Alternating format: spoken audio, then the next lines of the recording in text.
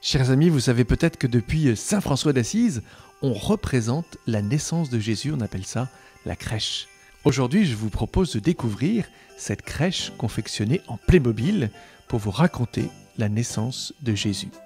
Tout a commencé par une visite d'un ange à une jeune fille d'un village de Galilée. Cet ange s'appelait l'ange Gabriel et la jeune fille s'appelait Marie. L'ange entra chez elle, la salua en lui disant « Je te salue Marie, comblée de grâce, le Seigneur est avec toi ».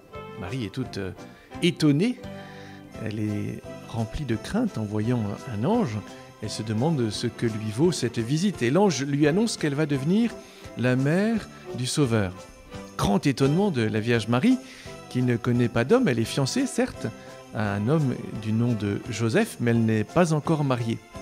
L'ange lui dit alors, eh bien, l'Esprit Saint viendra sur toi et il te couvrira de son ombre. L'enfant sera saint et sera appelé le Fils du Très-Haut et on lui donnera le nom de Jésus. Marie est toute émerveillée de cette visite de l'ange et elle est toute songeuse en pensant à peut-être Joseph. Joseph, nous le voyons maintenant allongé. Il n'est pas tombé, il n'est pas mort, il dort. Et lui aussi va recevoir la visite d'un ange, à vrai dire c'est un songe. Et cet ange que l'on voit sur cette maison lui dit à lui aussi « Ne crains pas, Joseph, de prendre chez toi Marie, ton épouse, car l'enfant qui est en elle vient de l'Esprit Saint. Elle a conçu, elle aura un fils, et à ce fils, tu donneras le nom de Jésus. » Et puis on voit un petit peu plus loin Joseph qui obéit aux paroles de l'ange et qui va prendre Marie chez lui. Elle va devenir son épouse et les voilà l'un et l'autre qui habitent ce petit village de Galilée qui s'appelle Nazareth. Nazareth, c'est en Galilée, c'est le pays d'Israël, mais le pays était occupé par l'Empire romain. C'est alors que l'empereur Auguste va avoir cette idée de faire un recensement, c'est-à-dire de compter les habitants de tout l'univers. Chacun doit aller se faire recenser dans son pays d'origine.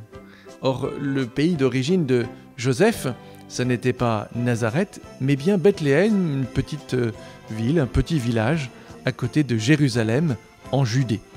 Et voilà donc Joseph et Marie obligés de se mettre en route pour aller jusqu'à Bethléem. Marie est enceinte, il faut l'imaginer, il n'y a pas de petit Playmobil enceinte. Marie va bientôt accoucher et ils arrivent dans ce village de Bethléem qui est tout petit et à vrai dire, il n'y a pas de place pour eux. On le leur dit, on le leur fait savoir. On leur dit que dans la salle commune, il n'y a pas de place. Il va falloir trouver un autre endroit. Et c'est pourquoi Marie va mettre au monde son fils premier-né dans une crèche, c'est-à-dire dans une étable.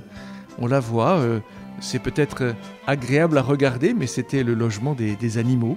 Pourquoi dans les crèches on représente l'âne, le bœuf, peut-être des moutons, une basse-cour, en tout cas le logement des animaux.